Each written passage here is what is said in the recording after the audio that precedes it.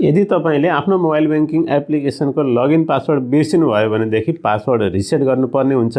धेरै जसो बैंकको मोबाइल बैंकिङ एप्लिकेसनमा पासवर्ड रिसेट गर्ने दुईवटा तरिका हुन्छन्। एउटा तरिका एकदमै सजिलो हुन्छ र अर्को तरिका चाहिँ अलिकति अप्ठ्यारो हुन्छ। सजिलो तरिकाबाट पासवर्ड रिसेट गर्नको लागि कुनै मोबाइल बैंकिङ एप्लिकेसनमा तपाईले आफ्नो पर्सनल इन्फर्मेसन प्रोभाइड गर्नुपर्ने हुन्छ र कुनै मोबाइल बैंकिङ एप्लिकेसनमा सिक्युरिटी क्वेशनको एन्सर दिनुपर्ने हुन्छ।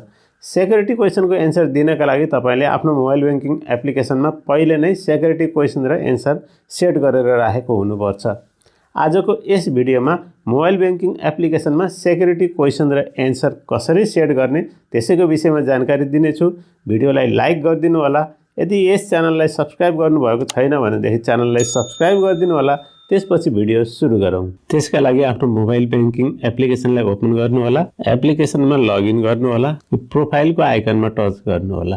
तलपट्टि सिक्युरिटी क्वेशन भन्ने अप्सन छ, यहाँनिर टच गरिदिनुस्। यहाँ सेट फेभरेट क्वेशनमा टच गर्नु होला। यहाँबाट तपाईले क्वेशनहरु सिलेक्ट गरेर आफ्नो एन्सर दिनुपर्ने हुन्छ। यहाँबाट मैले फर्स्ट क्वेशन सिलेक्ट गर्छु। मैले यहाँनिर एउटा what city where you born in भन्ने अप्सनलाई सिलेक्ट गरेको छु। पहिलो क्वेशन सिलेक्ट गरिसकेपछि यहाँबाट दोस्रो क्वेशन सिलेक्ट गर्नु होला। मैले दोस्रो option what is your favourite movie select गरेछु। त्यसपछि यहाँबाट तेस्रो क्वेशन सिलेक्ट गर्नु होला। यहाँबाट मैले what is your favourite food select गरेको छु। तीनवटा क्वेशन सिलेक्ट गरिसकेपछि प्रत्येक क्वेशनको एन्सर टाइप गर्नु होला। यहाँनिर मैले तीनवटै क्वेशनको एन्सर टाइप गरिसकेको छु। सबै क्वेशनको एन्सर टाइप गरिसकेपछि यहाँबाट प्रोसिडमा टच गरिदिनु होला। Enter current password to proceed भनेको छ। यहाँनिर पासवर्ड राख्नु होला या फेरि tap to log in with fingerprint यहाँनिर टच गरेर आफ्नो फिंगरप्रिन्ट सेन्सरमा टच गरिदिनु होला। मैले आफ्नो फिंगरप्रिन्ट सेन्सरमा टच गरेको छु। रिक्वेस्टिङ भनिरहेको छ। You have successfully set up your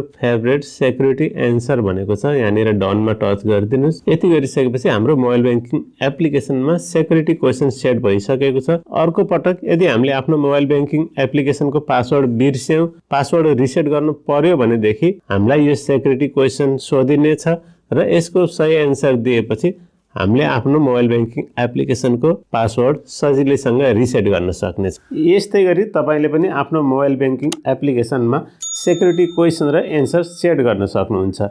video मन परेको भए भिडियोलाई लाइक, शेयर र च्यानललाई सब्स्क्राइब गर्न नबिर्सिनु होला। अर्को भिडियोमा छिटै नै भेट्ने छु। अहिलेलाई भने बिदा दिनुहोस्। जय नेपाल।